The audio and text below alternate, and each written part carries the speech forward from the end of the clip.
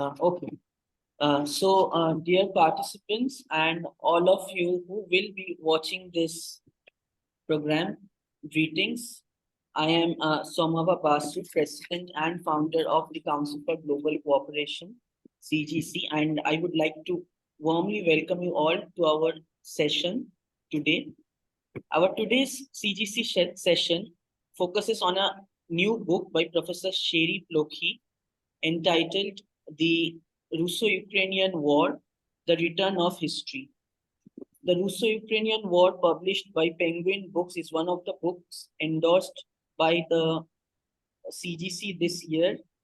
Serhii Plokhy, a leading historian of Ukraine and the Cold War, presents in his new book an authoritative account of Europe's largest military conflict since the Second World War, providing a broad historical context and examining the ideas, cultures, domestic and international politics of Ukraine and Russia. Professor Plokhy analyzes the ongoing war in Ukraine by tracing post-Soviet tensions, imperialism, and the 2014 conflict post-Maidan.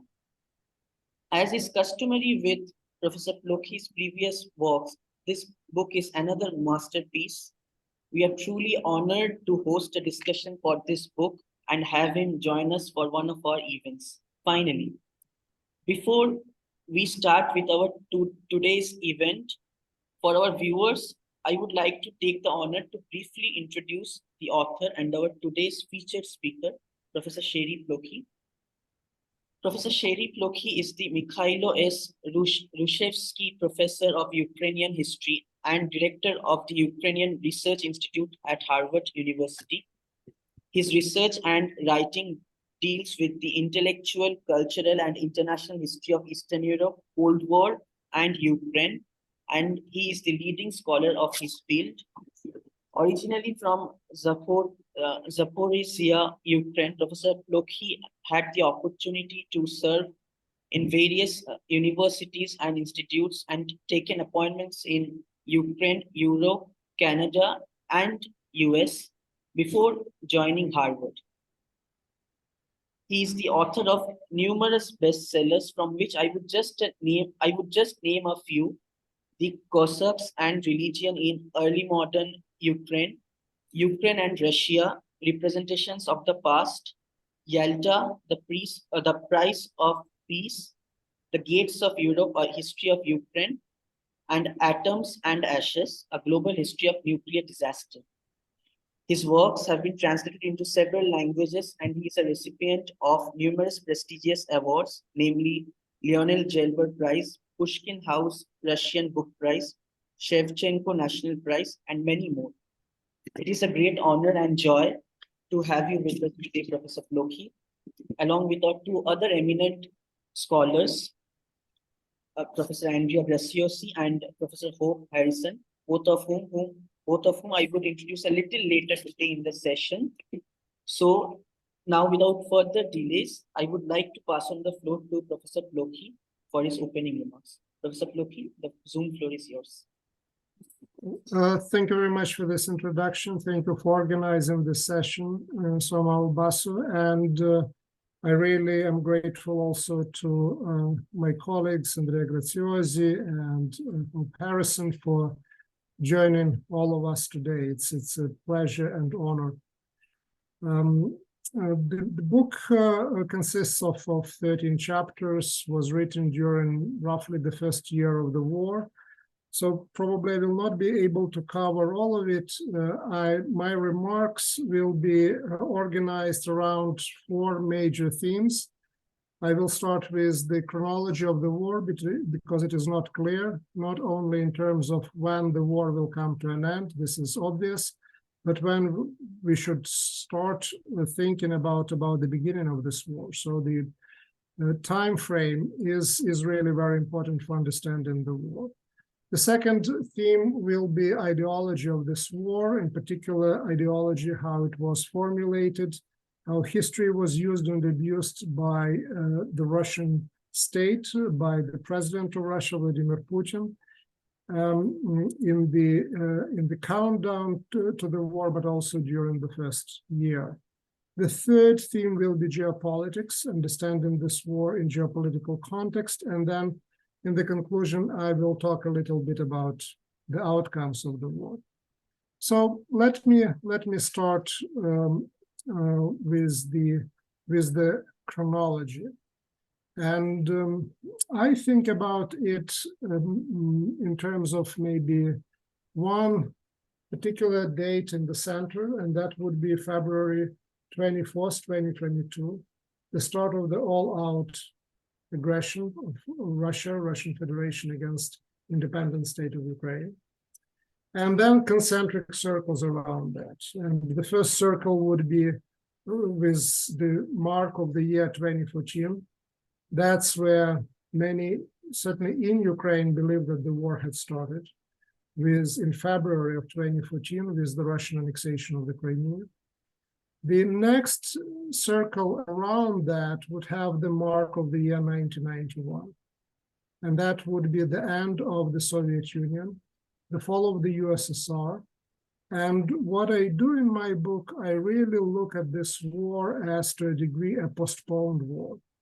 The war of the collapse, the Soviet collapse, where we all believed that not only Armageddon was averted, as Stephen Kotkin was writing about that, not that the global nuclear catastrophe didn't happen, but also the major war in the post-Soviet space or fears of such war didn't materialize. So again, 2022 at the center, 2014, one concentric circle, 1991, another one, but it's not the final one in the way how I imagine this war. The outer circle would have the dates 1914, 1918. The World War I, the start of the collapse of major global empires from the Ottoman to Austria-Hungary and the Russian Empire. The Russian Empire, in fact, collapsed. It fell apart between 1917, 1918, and 1919, and then was rebuilt and reestablished by the Bolsheviks, who claimed that they actually found a solution to the anti-colonial question, to the question of nationalities, that they produced a multi-ethnic state that can function. And that multi-ethnic state, of course, had a lot of hallmarks of the former empire, not only in terms of the territory, but also in terms of the thinking, in terms of structures.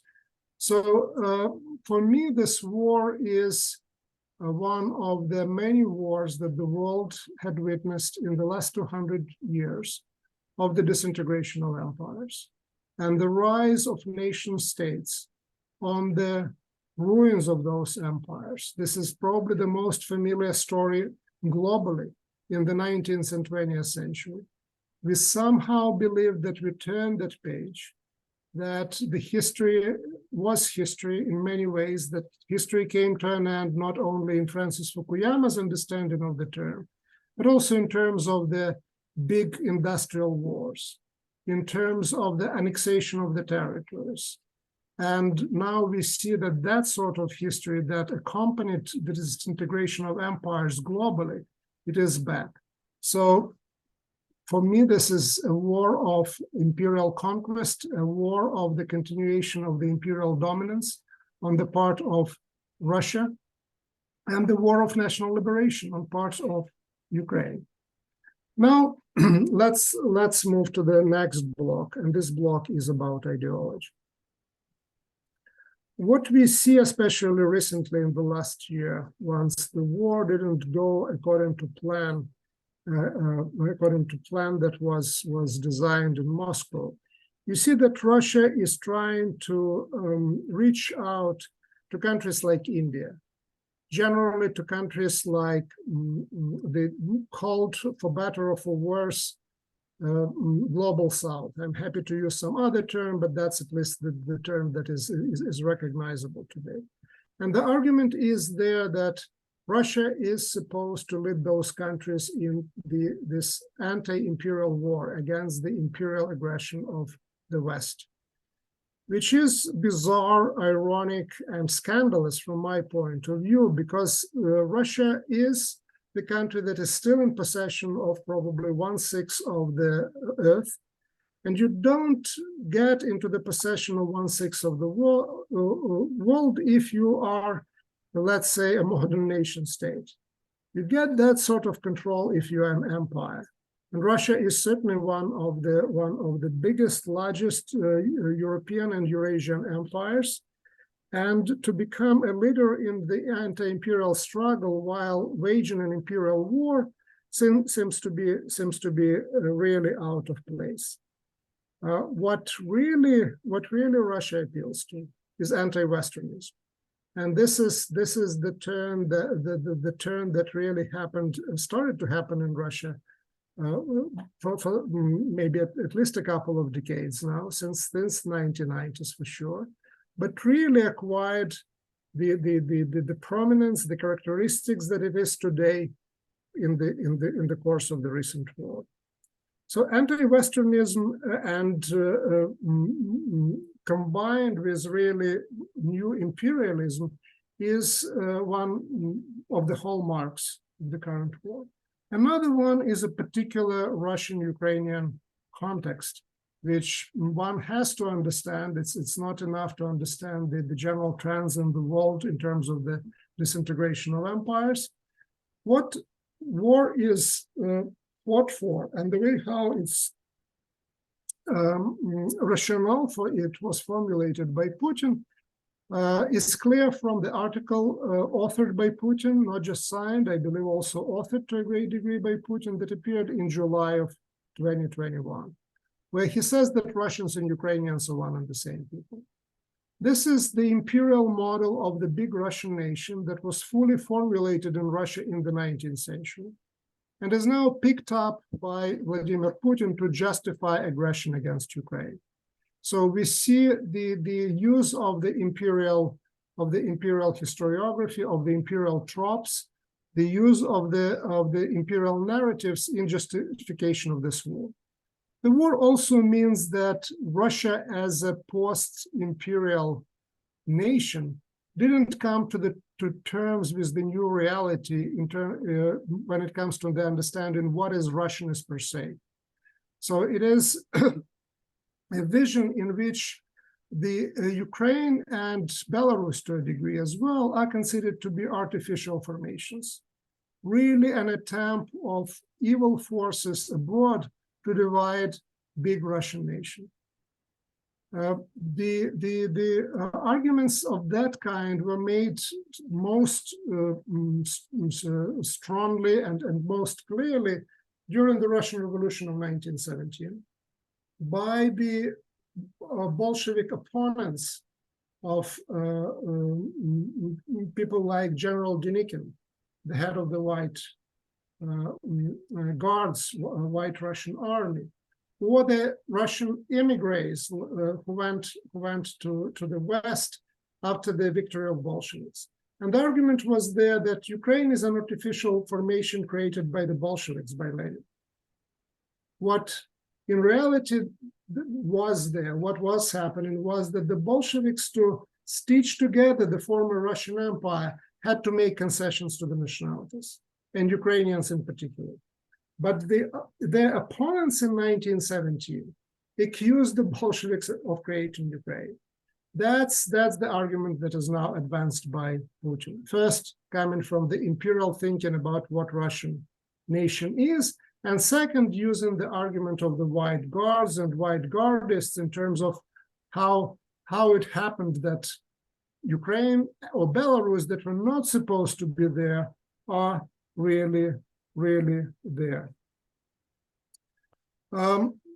So ideology is on the Russian side at least as imperial as are, in my understanding, the major underpinnings of the war, and something that I talked about when I referred to the chronology or time frame.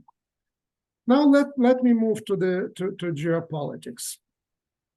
The question that we hear most often coming from those who look for the ways to justify this war is, what about NATO?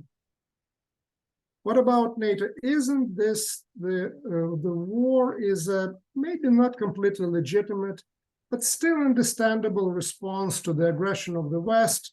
Look at the map. Look at what is happening with the extension of the borders of the European Union.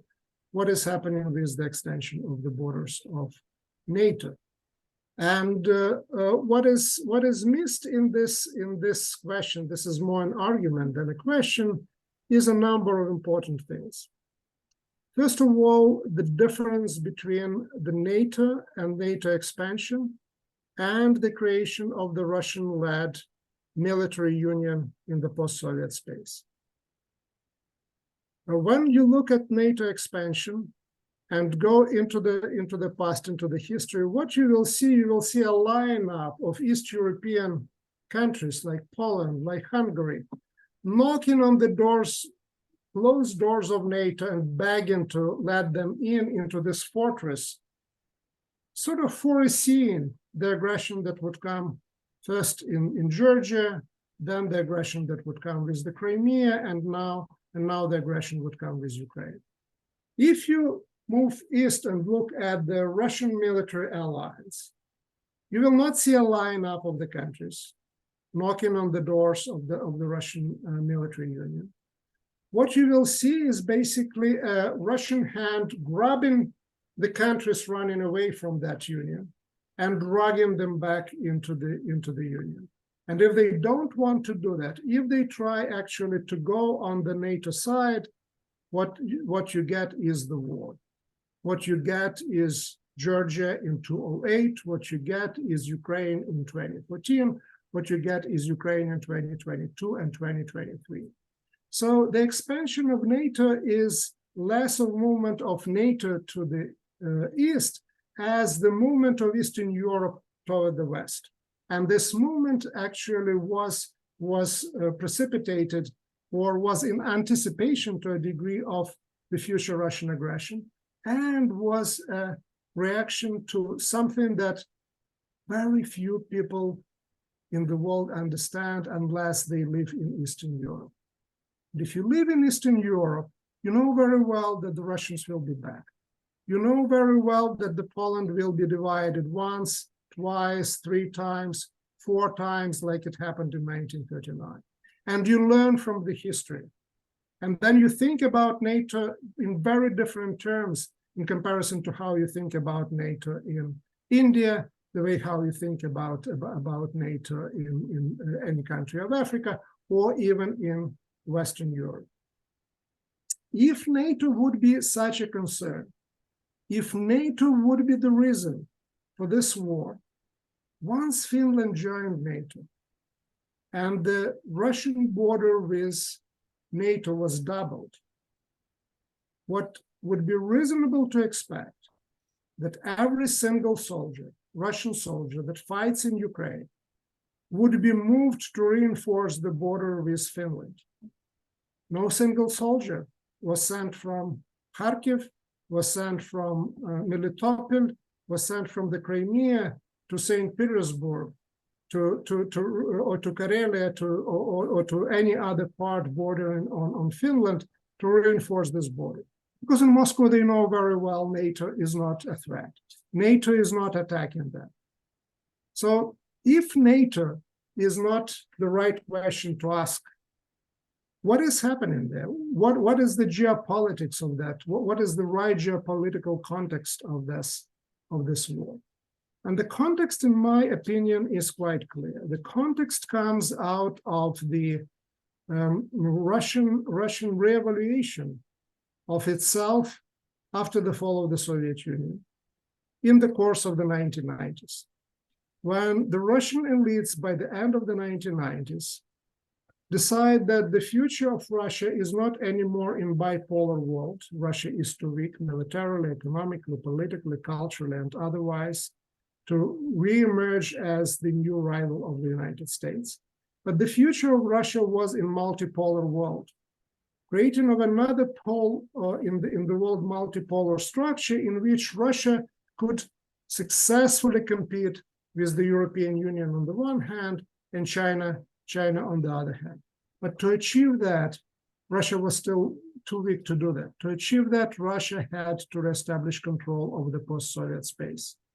And effective control over the post-Soviet space, over its resources, can't be reestablished without Ukraine, the second largest post-Soviet republic in terms of the population, in terms of the economic potential.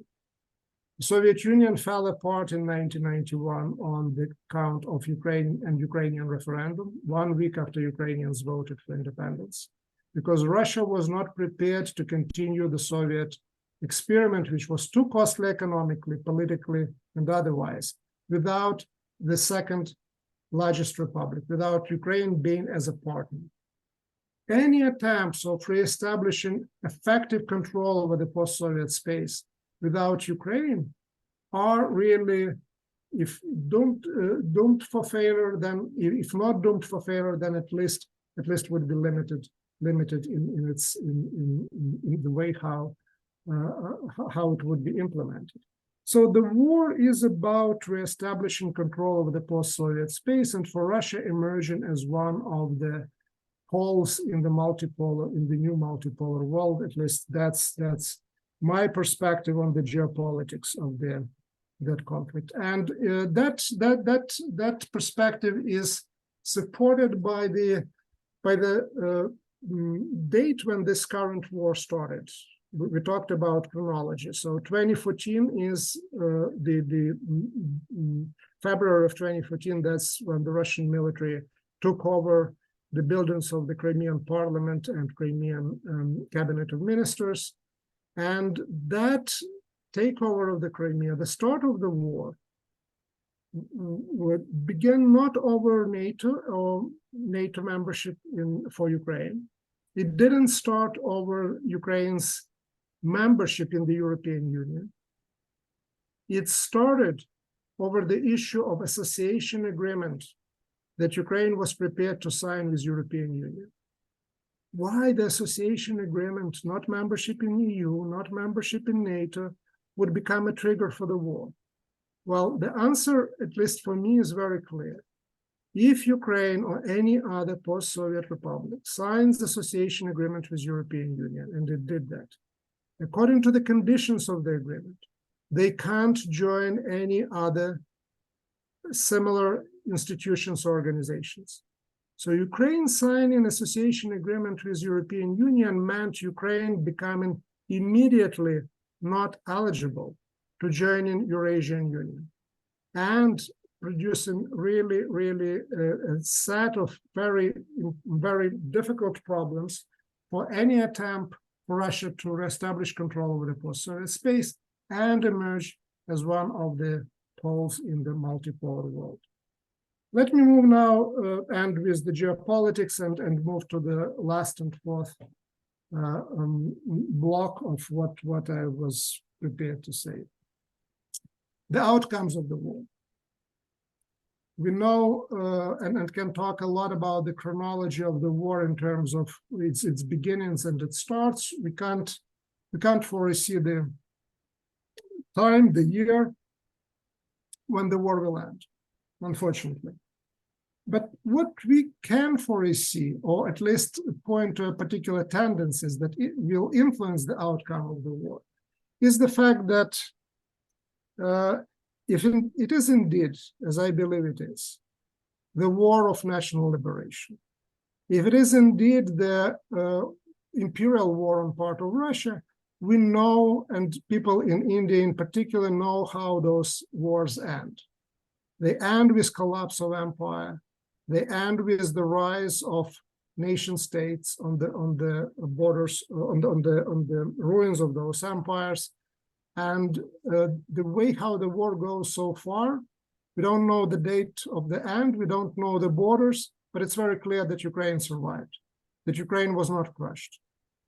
Russia, on the other hand, really suffered already a major defeat in economic terms, in terms of the military terms and prestige on the international arena, and is on its way, certainly not up, but down in context of all these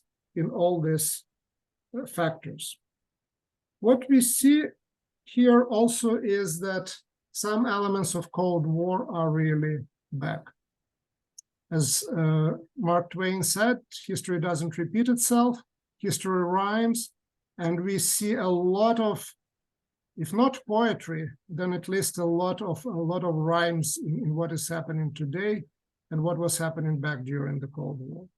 One of those rhymes is about the return of the West, the rebuilding of the transatlantic alliance on the level that didn't exist before.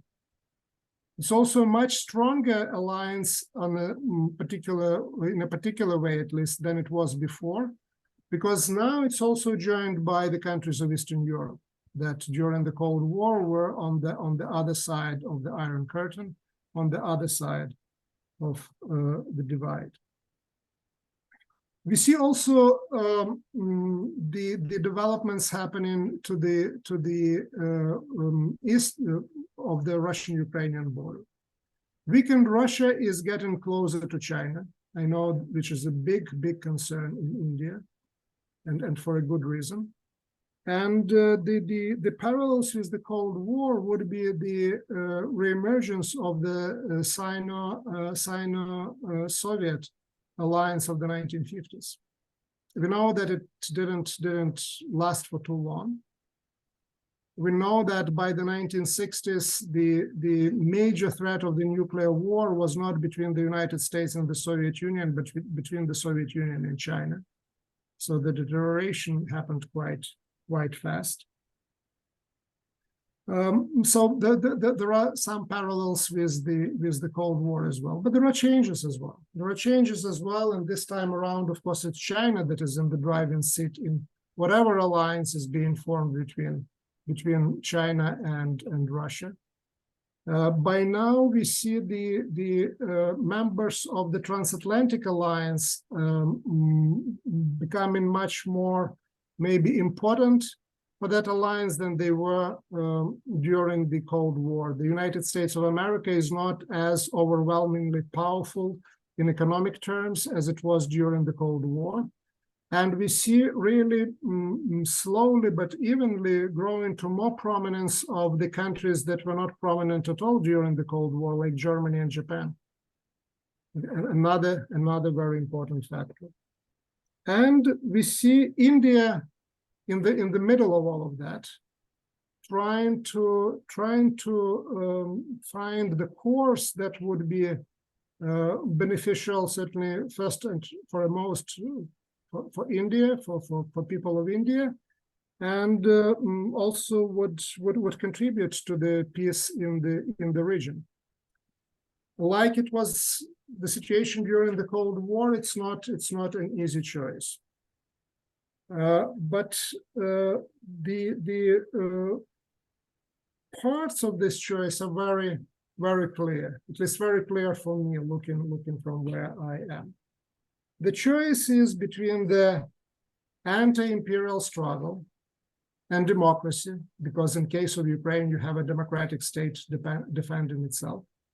That's one pole of that choice.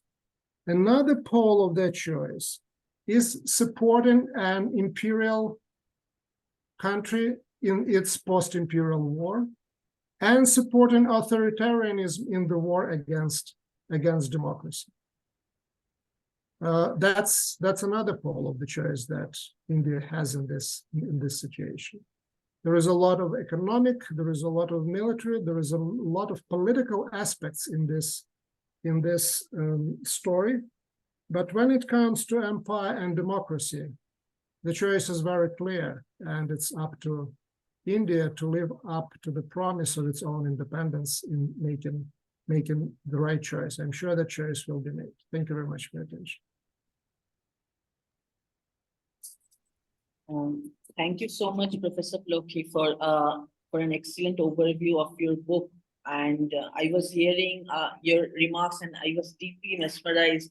And at the same time, the events which you mentioned are deeply concerning in Ukraine, and we know how it is. And every day the war is like there is no sign of stopping, and as if it is escalating. So we would definitely like to talk on this more during our discussion hour. But before that, I would now like to go to our panelists in the uh, forum. So I would like to start with our first panelist, Professor Andrea Graziosi, for his commentary. So before that, I would just like to introduce him. Professor Andrea Graziosi is the professor of history at the Università di Napoli Federico II. He is a fellow of Harvard's Ukrainian Research Institute and Davis Center for Russian and Eurasian Studies and has taught at the European University Institute, Yale University, and at the École des Hautes Études School. He's a renowned scholar whose research interests include 20th century Soviet and Eastern European history with specific focus on Ukraine. Professor Graziosi is the author of several books and scholarly essays in various languages. Few of his notable publications include La Famine in Ukraine, 1932 to 33, The Great Soviet Peasant War, 1917 to 1933, and the Guerre Revolution in Europe, 1905 to 1956. He founded and edited with Oleg Klevenyuk the series Documenti Sovetskoy History and has remained the president of the Italian Society for the Study of Contemporary History from 2007 to 11. It is a great honor to have you with us today, Professor Graziosi, and the floor is yours, sir. Thank you so much. Thank you so much. As I understand, I have about 7 to 10 minutes as you wrote us, so I will try to be very fast. And I will just comment upon the 4 points Professor Plokhy raised, and then I will ask him 2, 3 questions. And some of them are double questions, so I will have to talk about them, hopefully. But first, let me thank you, Sumava, for this invitation, also because as Professor Plokhy tried to do, and I, of course, it's more difficult maybe for me given my raising, but as the opportunity to conceive of this war also not only in an European or West Russia framework, but in a more general one, taking into account India, the China, and what is now called the multipolar world, which I think is very important, not only in general, but also to understand the war. So I am very grateful for this opportunity to think outside of the European box, in which I'm very solidly and happily, I have to say, confined. The 4 points chronology. Generally, let me say that I agree with the book in general with Serhii Plokhy almost fully. So it's not that I don't want to criticize him, but we generally share our interpretation. So what I will try just to add a few dimensions to his scheme. For example, chronology. I agree the war didn't start in 2021. It started in 2014, for sure, 2014. And clearly all these elements were there already in 1991, 1992, the Crimean question, the Donbas question. So 1991 is and the real question is, this is already in a way a comment. It's true that it started later than we thought, and that many thought maybe since it's going to start later, will not come because there will be time to patch things. But also if you think of Hitler Germany, after all, after the defeat and the collapse of the German Empire in 1918, it took almost 20 years to get a war. And everybody by then knew that it was an armistice, those 20 years. That was the common name. But still, so the fact that it came so late, it's very true. And there was time to mend things off also by negotiating things. And I, from this point of view, believe that the 1990s were a lost opportunity, especially for the Russian elite and the Russian public opinion. And it's true that another point of reference, as Professor Plokhy said, is the World War I. That is, 1918. So this just to repeat, but I will add two other, let's say, chronological points that to me are very important. One is, of course, World War II, because it's when Stalin reformulated, let's say, an idea of a Slavic, not only Slavic, let's say Russian-led world, let's call it this way. A Ruski mir, as Putin now is saying. If you think that in 1943, if I'm not mistaken, in December, he abolished the international as the hymn of the Soviet Union and replaced it with a hymn that, by the way, the same author actually rewrote for Putin many years later, in which they say that Great Russia created a union of free republic. So the idea was that, again, something was possible to Russia, the space. Russia was the center of an empire, and this empire was already there in 43 openly declared. It's the same year in which the Russian Patriarchate was reestablished, by the way.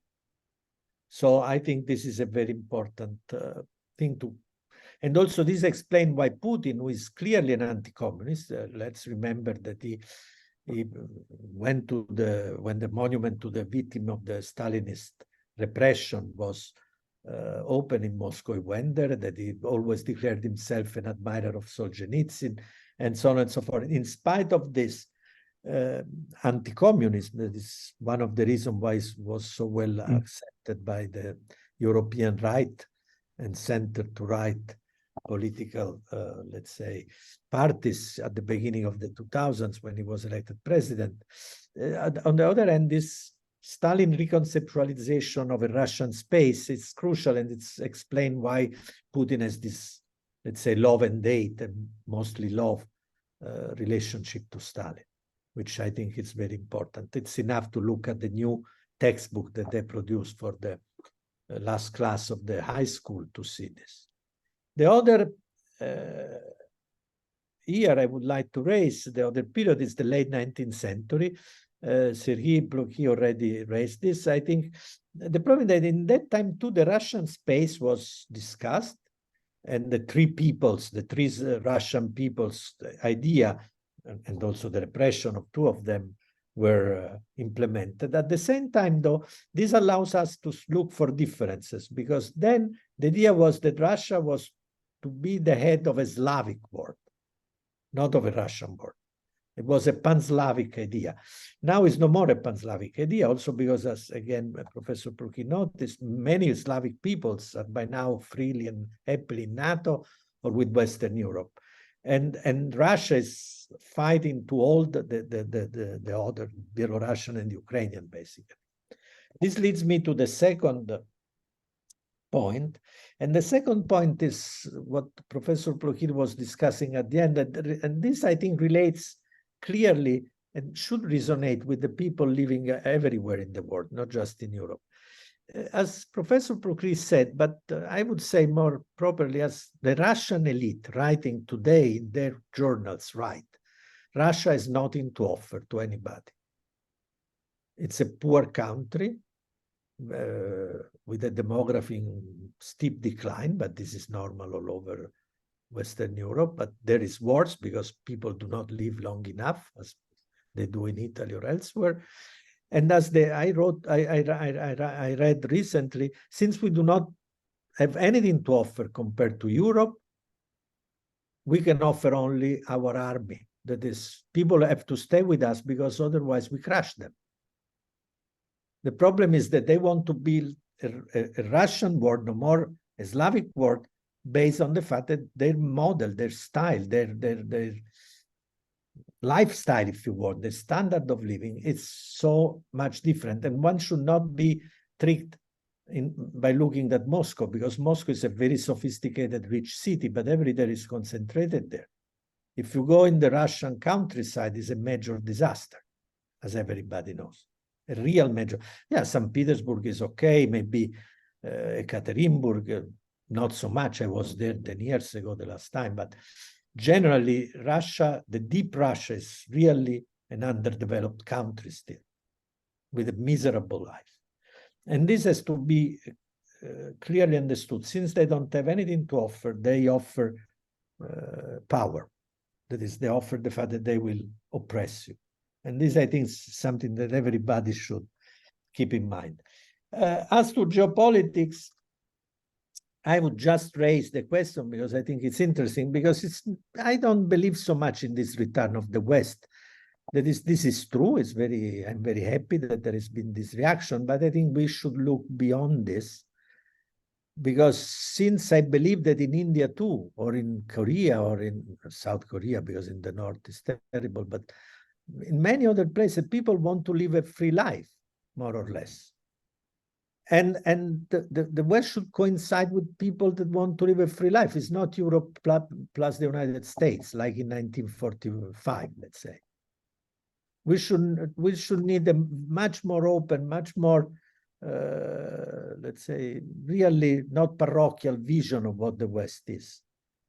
We could even abandon the word for me. That is, the idea is that if we want people to live a free life without oppression, without state oppression, without invasion, imperial invasion from outside, this should be the line. I had many other questions, but I see that the watch is running, so the clock is running. So I will come to my two questions, but each one of them is a binary question. One is about Ukraine. I agree completely with Serhii that this is a war of independence more than the national liberation, because they were already independent, and so they want a war of independence. They did not kick out an invader, the person that power that had occupied them. I think that Ukraine already won. I'm very happy, I'm delighted by this, but what does it mean if they already won? What are the implications of this victory? Is it possible to understand, not only for us that is outside of Ukraine? My question is, since he was just back from Ukraine, and of course has much deeper and richer contacts with Ukraine that I do have, does this feeling of victory is really there already, and what does it mean for the future and for the capacity? Because this is very difficult. First, the crucial passage, how this war is going to end, as you said, and the fact that you won, it's important to reframe the possibility of the many possibilities of ending the war. And the double question is within this is, of course, what is the impact on Ukraine of this war, according to him? That is the perspective of Ukraine. The second question, and I finish, it's about Russia. It's the same question in a way. I totally agree with him that ideology is key. My personal belief is that Putin was very ideological since the very beginning, which does not mean that it didn't change over the years. I'm just saying that a person that in 2001, 1 year after becoming president, starts the agreement to get the bodies of Denikin and Ilyin, the two greatest Russian nationalists, back in Moscow, to put them in a prestigious cemetery at the Donskoy monastery, and and speaks, vaunts them and how great they were, and so on and so forth. Clearly, he was a Russian nationalist already, and all his pronouncements in the 90s, if you go to look at them, stress this point. My impression is that he didn't change so much as the fact that at a certain point he felt stronger, and also he felt the West, the traditional West, that is Europe plus the United States, or vice versa, United States plus Europe, much weaker. And this was by the end of the first decade, that is the financial crisis, and then the pivot to the east of the United States, and so on, the tension with China convinced Putin that he had an opening. That is, but I think that the ideology was there. On the other hand, I had for many years, I now, of course, suspended all my contacts with Russia, but I had strong contacts with Russia. Can it really be? I am not convinced. This is a question. Can it really be that the Russian elite is convinced that it's the good thing for Russia to go away from, let's say, Europe and the West, and to build a Russian word as a marginal appendix of China? Can it really be, or this is a total failure, not only a defeat already, as Professor Plokhy was saying, but also a catastrophic exit, even if they are able to, if Putin is able to remain in power. So the question is, what is the impact on Russia? Because if Ukraine won, Russia has already lost, even if it keeps the territory for another 20 years, you know, with an armistice, or because they have atomic, you know, nuclear bombs and so on and so forth. What is their... Are they really happy? I saw people from Russia send me through WhatsApp designs about that they have to learn Chinese. I have nothing against learning Chinese, but it's difficult. That is, all elite learning Chinese. This was the proposal, one of the proposals. This I don't think can last. So I'm very interested in Serhii reflection upon also the impact of this war on Russia. Thank you. Yes, sir. So Professor Plokhy, you can respond, sir. Yeah. Okay. Sure. Well, first of all, yeah, thank you. Thank you once again for joining, and thank you for this thoughtful comments. Given time constraints, again, I'm prepared to comment on each of your comments because they're so interesting, including the lost opportunities of the 1990s and 43 as a turning point. I didn't think about 43 as a turning point. So, but again, given that we don't have much time, I'll focus specifically on the questions that you asked rather than comments. And hopefully we'll continue the discussion of the comments sometime over coffee or some other Zoom opportunity. So the impact on Ukraine. First, and maybe it's right there, and you see it, and I see it, many people don't see it. Ukraine had already won by surviving, right? So, okay, Ukraine will stay on the map, on the map of the world, on the map of Europe. That was questionable in February of 2022. It will stay as an independent state. That's another important thing. Whatever the outcome of the war, it will not change the geography of Ukraine. And one thing that it seems to me the Ukrainian society understands now, that as I see in the media more and more discussion about the Israeli model, is that it will be the society where the military will be an important factor, not politically important factor, but the idea of the defense of the country will be which was really marginal before 2014, or didn't exist before 2014, now will become much more important thing. Ukraine defended its system of government, which is a democratic one. So despite the fact that at the time of war, there is more and more centralization, and the question whether the elections will take place on time or not, the general trend is that people are there really defending their way of life. And the most popular answer that you have from Ukrainians, what they're fighting for, apart from that they're fighting for their lives and for their land, is that they're fighting for freedom. Because it's difficult to formulate the idea of this staunch resistance using any other language. You can't say that you are defending Russian or Ukrainian language. The war is fought in both languages. You can't say that you are fighting for ethnic nation in a only country in the world outside of Israel, led by the Jewish president of Jewish background. Today, the news came from Kiev that the new Minister of Defense is Kerem Lid, the Crimean Tatar, right? So it is a classic political nation of a sort that you really see only in the textbooks on politics, but really in real life. So Ukraine will stay independent. Ukraine will maintain its democratic form of government.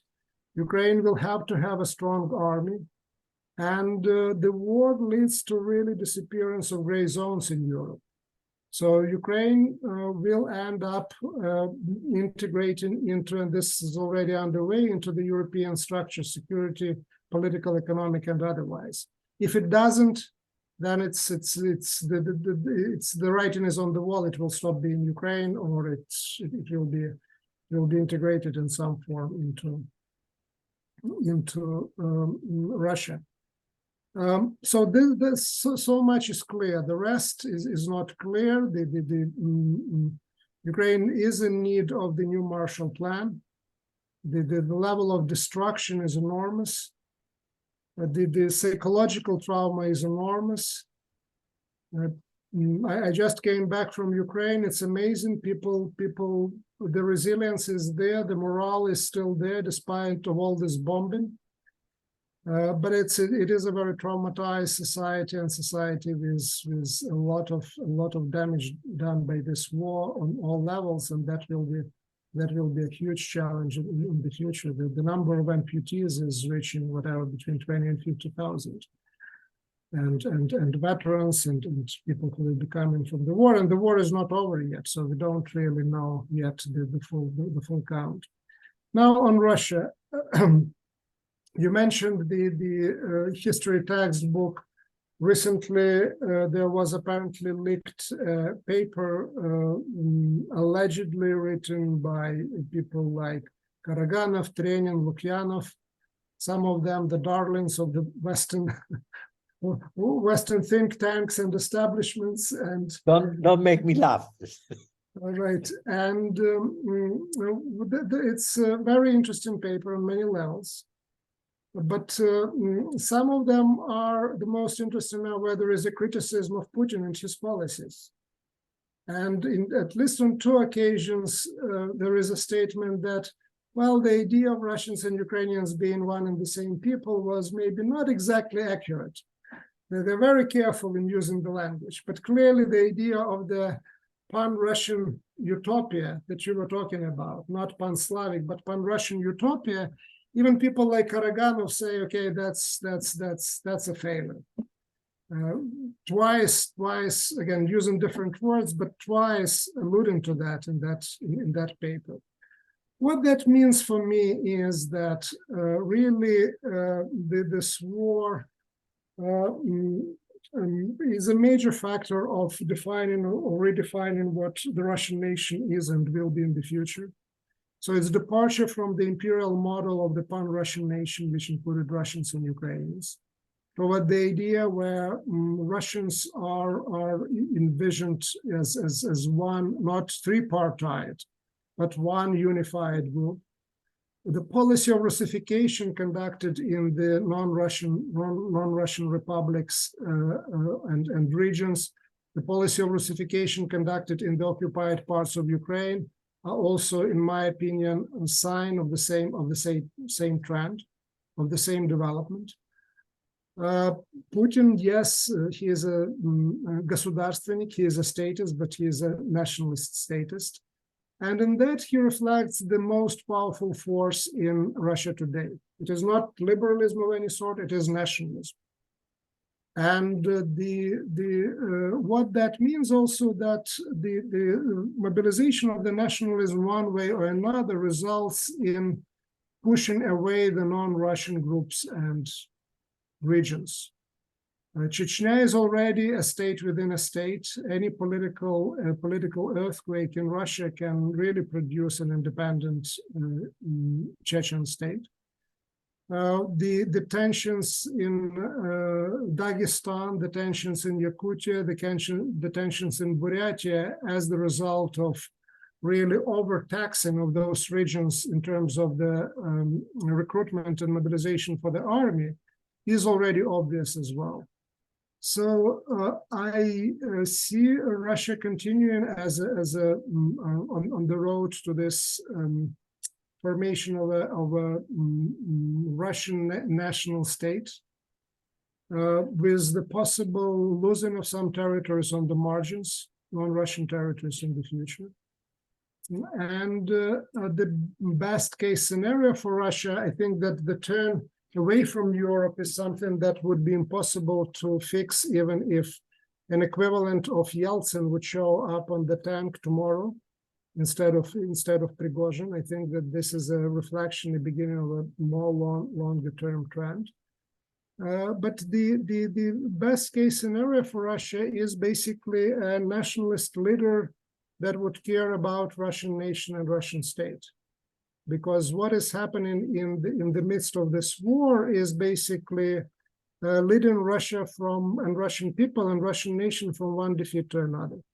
It's extremely dangerous for the world. It's extremely damaging for Ukraine, but it's maybe not equally, but it's also extremely dangerous and damaging for Russia. So the nationalist leader that would care about Russia would probably emerge, and that would mean also some balancing act between Europe and China, because the elites that we have today, and those elites are the product of at least 300-year history of Russia since Peter I. I can't imagine them traveling to Beijing with the same cultural excitement as they're traveling to London and Paris. It doesn't mean that it can't change in the future, but the elites that we have today, they very much look forward, at least culturally, but also in terms of the safety of their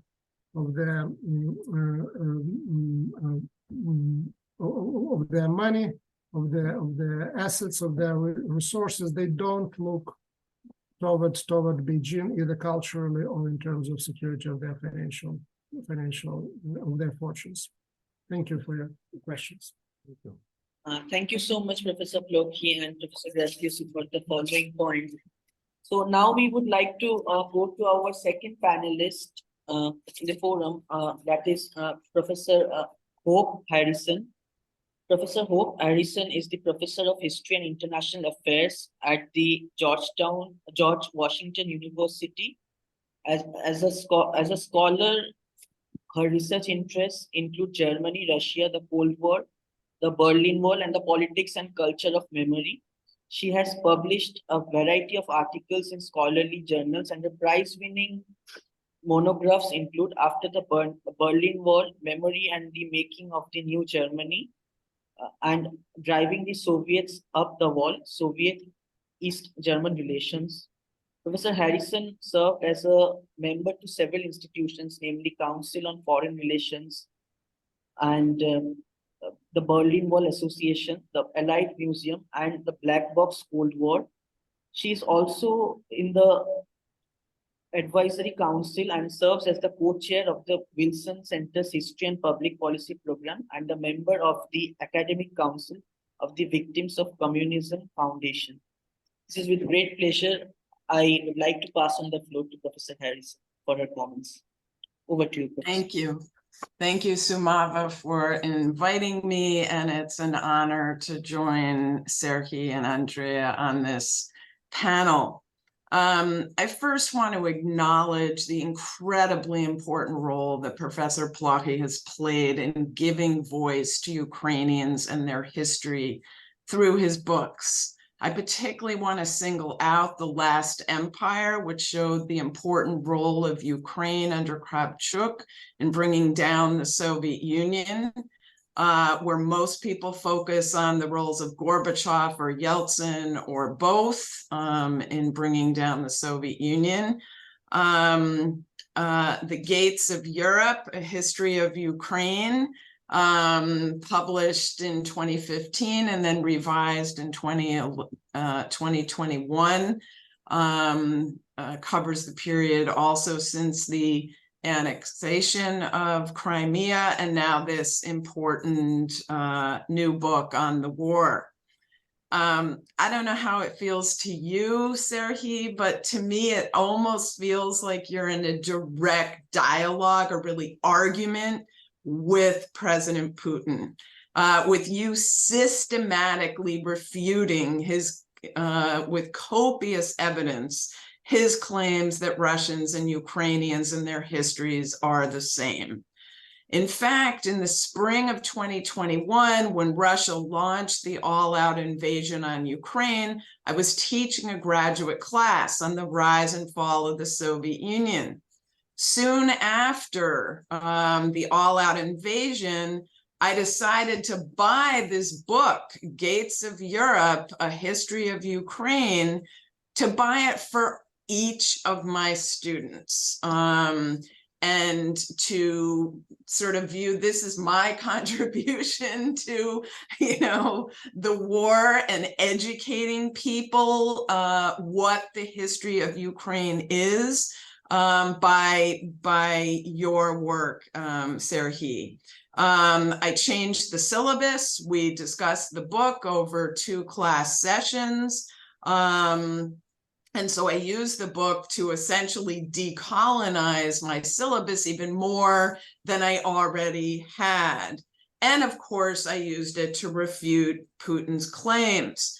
I also use parts of it in another graduate class I teach on uses and misuses of history in international affairs. And sadly, Putin and his claims about Russians and Ukrainians being the same is a prime example of the way political leaders manipulate historical narratives to serve their own present political or military purposes.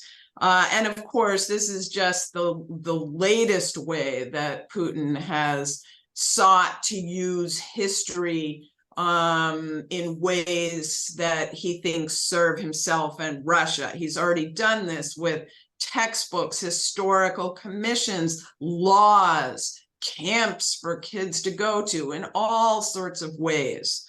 So this new book that we're talking about today on the war does a fantastic job of summarizing for a general audience more quickly than the previous book did, the long trajectory of Russian-Ukrainian relations, and then devotes most of the book to a more in-depth examination of these relations since the collapse of the Soviet Union in 1991, with 4 chapters leading up to Russia's annexation of Crimea and 6 chapters on the war itself.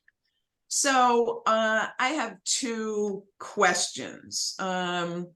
First, in a New Yorker article this summer, Keith Gesson quoted the German consul in St. Petersburg in the early 1990s, where Putin worked in the mayor's office, as saying that Putin said to him it was ridiculous that Estonia had established a separate state. This echoes much of what Putin has said about Ukraine. In fact, at a meeting during NATO's Bucharest summit in April of 2008, where Putin attended a meeting of the NATO-Russia Council, Condoleezza Rice, who was there, remembers Putin's contempt for the notion that Ukraine would be given a chance to have a membership action plan with NATO. Putin apparently said that Ukraine was, quote, a made-up country, unquote. Rice was so surprised that she wondered if she had heard him correctly. Clearly she had. In fact, the Russian press reported that Putin had said, again, this is 2008, Ukraine is not even a state. What is Ukraine? Part of its territory is Central Europe. The other part, the most important part, we gave it. Putin went on to tell Rice that Russia had always been great when ruled by strong leaders like Peter the Great and Alexander the Great, rulers who expanded Russian imperial territory. You write, Serhii, about Putin celebrating the 350th anniversary of Peter the Great's birth with great fanfare, personally opening an exhibit in the Tsar's honor.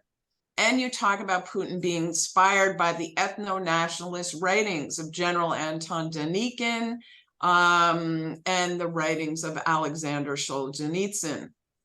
So my first question is, And it's similar to something that Andrea asked. How important do you think Putin's philosophy or ideology of Russian history is in guiding his policies versus how much do you think his policies have been reactive and he grabs onto anything he thinks that can justify his expansionist actions? And then my second question. Aside from a quick mention of India in the book, you don't really address the global South in your book on the war. You've talked about it a bit today, but not so much in your book. And of course, many in Africa, Asia, Latin America, the global South, feel that this is a war between whites in the North. It is hurting the global South due to grain shortages, leading to food shortages. They don't blame Russia's attack on Ukraine as much as they blame Western sanctions for inflation and food shortages. Russia, of course, does all it can to promote this narrative. As far as the global South is concerned, the war is sucking up financial resources that could be used to help people in the global South. They wonder why the wealthy northern countries haven't put resources into regional wars in the global South. And of course, the lack of our help with COVID vaccines did not help get the global South on our side. As you know, 33 countries have imposed sanctions on Russia, but 2/3 of the world hasn't. And that includes, of course, India, Brazil, Egypt, and many others. They keep trading with Russia and even expanding their trade, fueling Russia's capacity to wage the war. In 2022, in fact, India's trade with Russia expanded by over 200%, and Saudi Arabia doubled its fuel purchases from Russia. In Zelensky's speech to Congress in December of 2022, he mentioned that we must all do whatever we can so that the global South can also gain victory over Russian influence. Trying to counter that Russian influence, Zelensky went, for example, to the Arab League summit in Saudi Arabia this year. Instead of making the argument that works in the West about the morality of the war and the democracy being at stake, he focused on Russian imperialistic aggression against Ukraine. But of course, Russian deals for energy, arms, etc., with the global South keep many from condemning Russia, to say nothing of sanctioning it. India's foreign minister has said that Europe thinks that Europe's problems are the world's problems, but that the world's problems are not Europe's problems: hunger, debt, etc. Brazil has blamed both Russia and the West for the war. Most in the global South say they don't want to take sides. So I understand that you were under time pressure to complete the book, and of course wanted to focus primarily on Russia and Ukraine. But my second question to you would be to ask if you would talk a bit more about the war in a broader global context. Thank you. Well, Yes, should sir. I- should I You can go now? respond, Well, sir. Yes, sir. Yeah, Hope, thank you very much. First of all, for reading my books, and also to adding them to your syllabus and contributing to decolonization drive, which is also very interesting, I think, in the context of your last question, that when it comes to Russian studies in general, we are catching up with the processes that were happening in the global South, in particular, in terms of decolonizing British history or French history. The impetus came from countries like India, in particular, and we are just catching up and borrowing terms And that's just one more sign that what is happening in Ukraine has this global implication. I will start with the Putin question, and whether I am in arguing with him or in dialogue. If you read what he is saying and what I am writing, that's certainly the impression that one can get.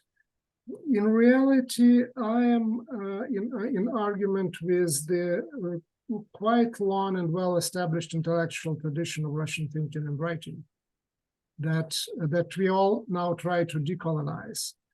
And in that sense, Putin, certainly I'm not denying the fact that he believes in many things that he is saying, but he's certainly not an original thinker. He's not, he's picking up here and there what he got. And in my opinion, there are three different ideologies, all linked by the idea of Russian nationalism, imperial or post-imperial.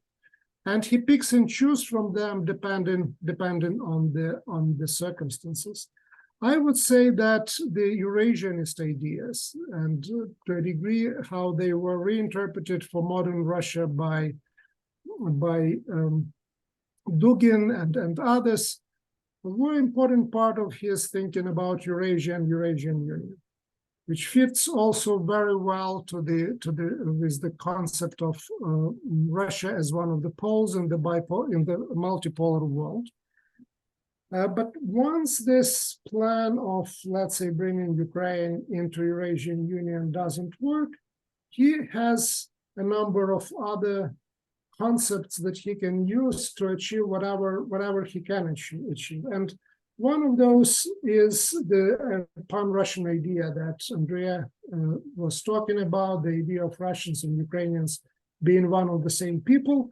It fits the Eurasian concept almost like a smaller matryoshka fits a bigger one. It's not in conflict. It's just going closer to the core. And that means Solzhenitsyn's 1990 how we should restructure Russia. This is a pan-Russian state, East Slavic state with parts of Kazakhstan. And Solzhenitsyn is an extremely important, like Dugin is the reinterpreter of Eurasianism, Solzhenitsyn is reinterpreter of the pan-Russian ideas to post-Soviet Russia. There is a huge continuity in Putin's thinking with regard to Estonia, Ukraine, and so on and so forth, because the crisis of the Soviet ideology was there already in the 1980s, where the people who served the state, like the KGB officers and others, were looking for a different type of ideology. And there was Solzhenitsyn in 1990, published in millions of copies, and continuing his influence.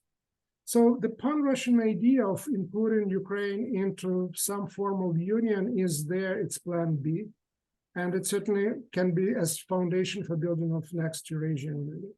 Once that doesn't work, in 1914, there is annexation of the Crimean.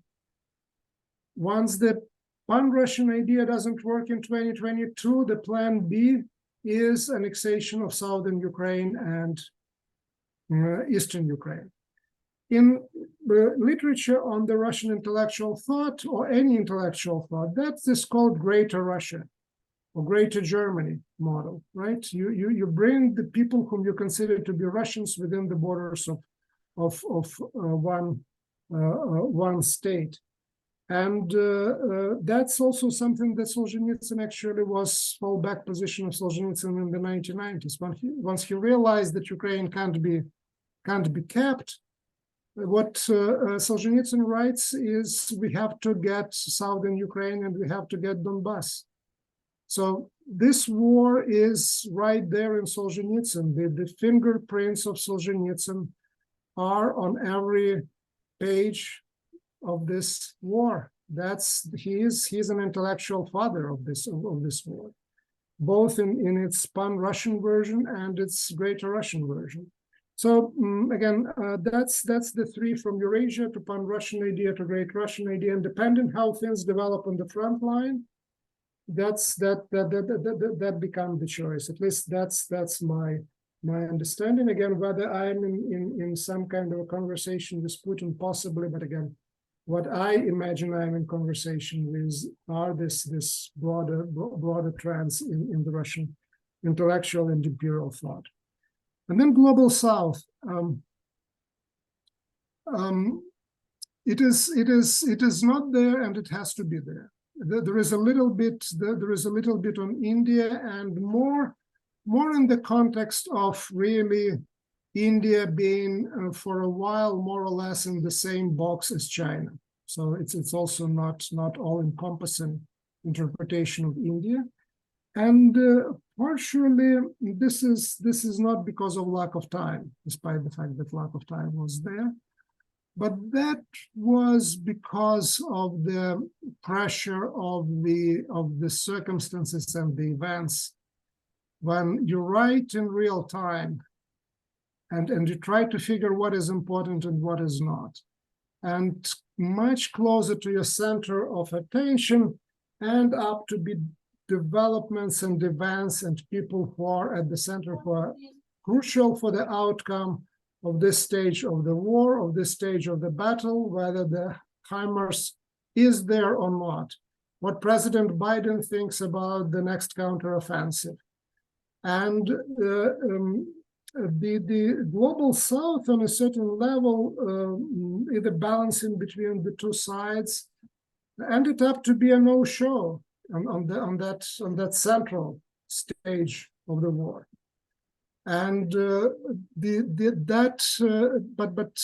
turned out to be a very important background for the war, and the war itself becoming a very important factor in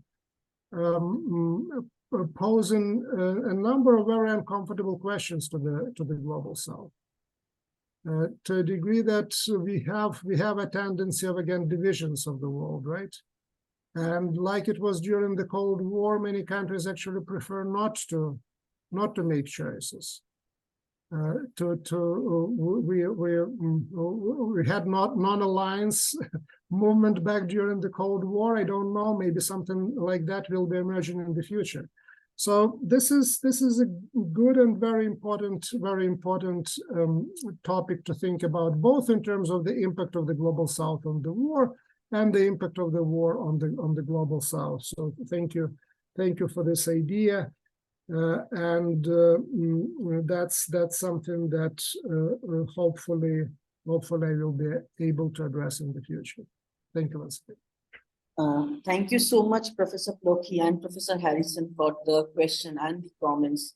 So as we do not get the opportunity to have Professor Plokhy always, so I would also like to just ask two questions to Professor Plokhy, and the panelists, both Professor Harrison and Gracious, can also add or comment if they like. So Professor Plokhy, my first question would be related to the war in Ukraine. I believe the war in Ukraine is indeed a dangerous one, not because we are seeing a war like this for the first time after the Second World War, but the reason I am calling it dangerous because we do not see the peace movements, the sudden disappearance of the peace movements from world. West is united and is fighting Russia. They are, saying that Russia, we need to fight Russia. Russia must be defeated. And some thinkers are also imagining a world beyond Putin, post-Putin world or post-Putin Europe. So at the beginning, I was very optimistic about the role of global South in terms of actions for peace, as they themselves have been the victims of imperialism and neocolonialism. But unfortunately, countries of global South are also mostly not bothered, or they think that this is not their war to fight. This is the thing. But as you are also a historian of the Cold War, you know that how these countries had protested against the wars in Vietnam or Southeast Asia or Africa or Even these movements were available in the Western countries as well. But today there is no such movements. And this is what is my concern. How do you view the disappearance of peace, and why is the situation like that? So this is my first question, you answer, and then I would ask my second one. Yeah.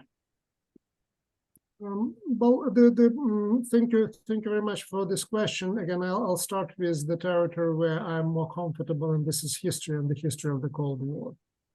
And when you see the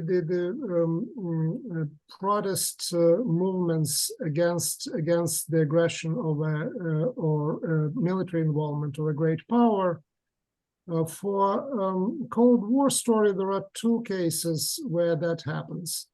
The one is when this is a former colonial powers are doing that, mostly Western European, or the US steps in and continues that fight like it was in Indochina, right?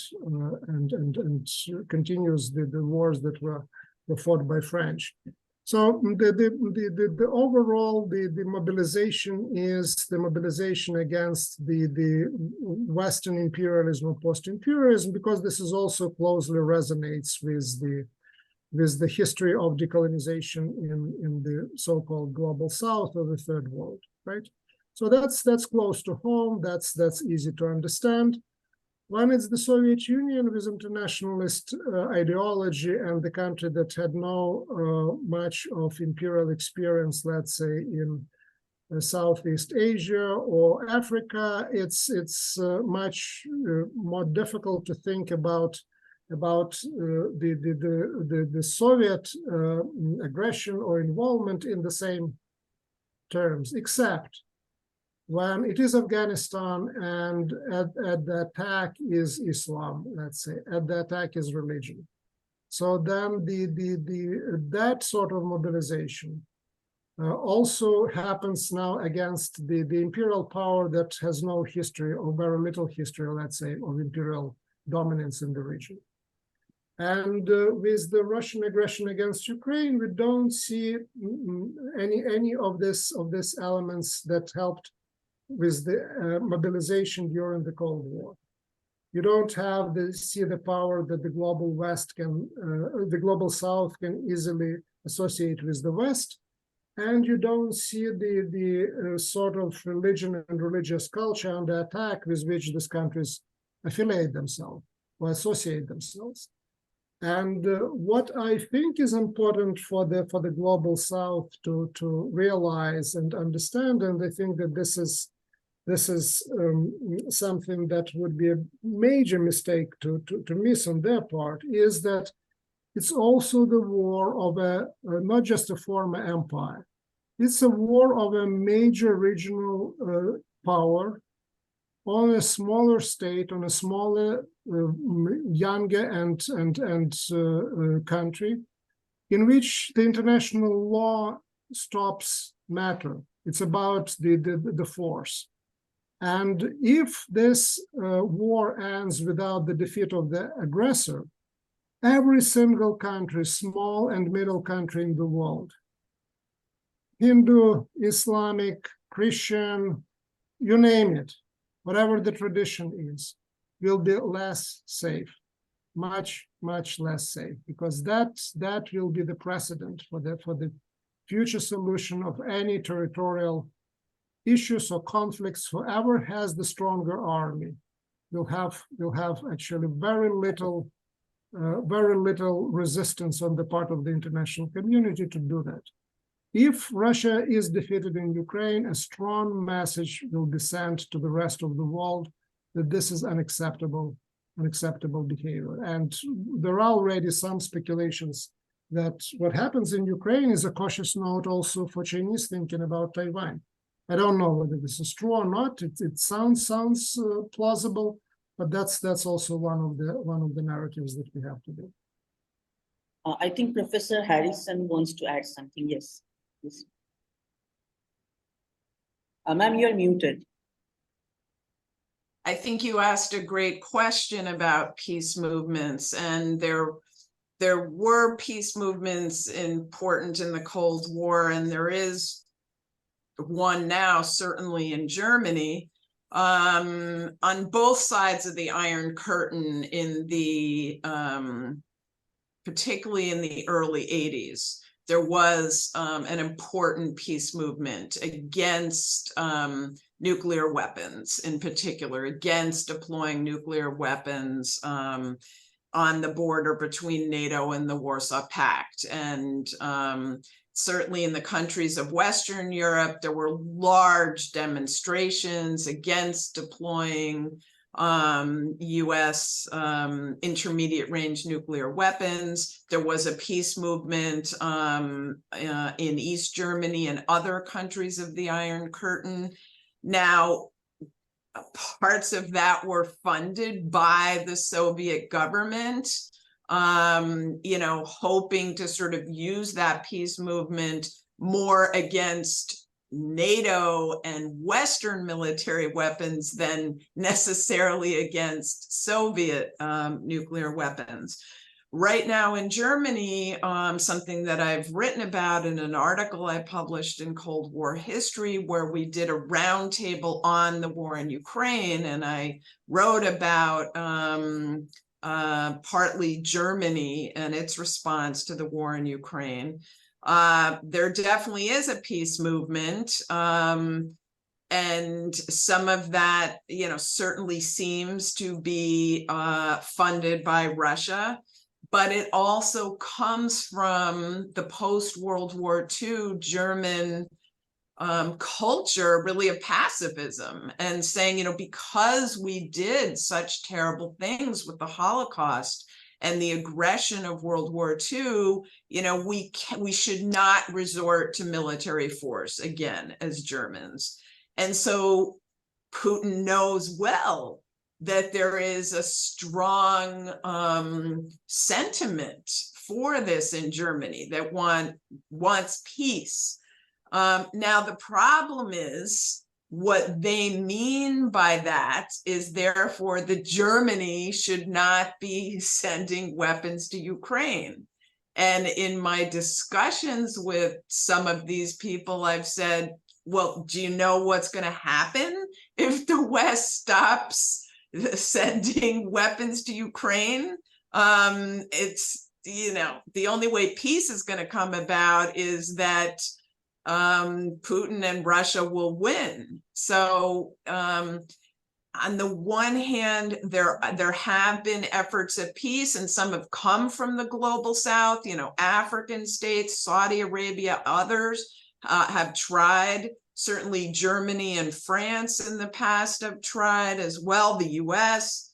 But, sadly, it's hard to see in this context that just a desire for peace is enough, given the stakes on the Russian and the Ukrainian sides.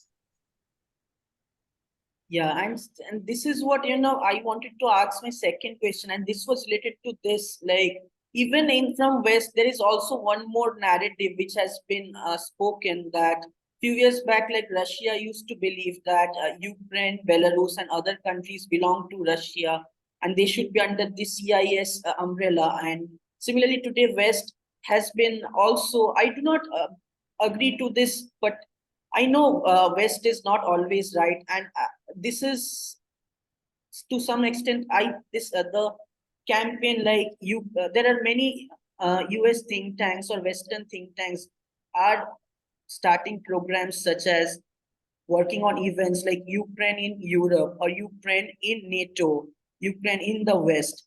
But Ukraine at the moment, no one speaks like Ukraine in the world, because this is a country which like most of the hardly in the people in Russia had agreed to its existence. So what is your take on that, Professor Plokhy? Like, no one speaks on, like, it is obviously the decision of Ukraine whether Ukraine would choose to join European Union or NATO or would align with West. But no one till now has campaigned for Ukraine in the world. So what would be your take on that, sir? Sorry, I'm not sure I fully understood. So, what will be Ukraine? The last sentence that you said. What would Ukraine be? in the so no one has been campaigning for the Ukraine in the world, the existence of Ukraine in the world. Everyone is busy in either in the thoughts of integrating Ukraine in the EU or under the umbrella of NATO. So yeah, Yeah, so yeah, yeah, the sure, identity of Ukraine, yeah. yeah. Right. Well, it's an excellent question, and what I see now is that Ukraine is waking up in the middle of this war, first of all, to the global attention, and second, to the realization that there is this outer world and bigger world, and that it really neglected being concerned so much about being swollen from Russia on the one hand, and looking at the Europe and West as the only place where they can find some refuge, really ignored the rest of the world. And a lot of discourse in Ukraine has been traditionally about joining Europe or not joining Europe, joining NATO or not joining Europe. And that really changed when Ukrainians, with big surprise, found out that, well, the rest of the world, and I mean the world outside of Europe, that somehow they don't see the justice of their fight. They don't share the same sentiments. So Ukraine is a new country. It's a young country. It's 30 years old. Really was consumed on its own nation building, staying together, dealing with the regions, dealing with the immediate neighbors, and really being, for the rest of the world, very much, as you said, in shadow of Russia, or maybe in shadow of the Western Europe. And it's only last maybe year that Ukraine discovered the rest of the world with this surprise. How come that they don't come in our support? How come that they don't like us? How come that they don't see the reason behind what we are doing? And there are attempts now to talk to the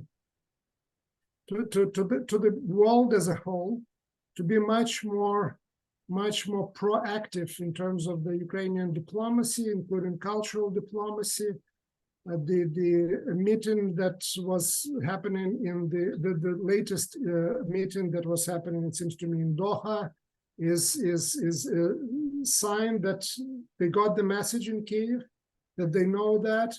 The close journalists, journalists that I know in Kyiv and whom I saw 1 week ago, working on bringing in journalists from the global south, from the rest of the world, to Ukraine to see what is going on, trying to find common ground where certain things can be discussed, finding differences in terms of what is the most important issues for Ukraine and, let's say, for other countries at this point. The emancipation turns out to be, I heard in the opinion of Ukrainian journalists, is a big thing in many parts of global south, and something that is kind of marginal, not important for Ukraine under these circumstances.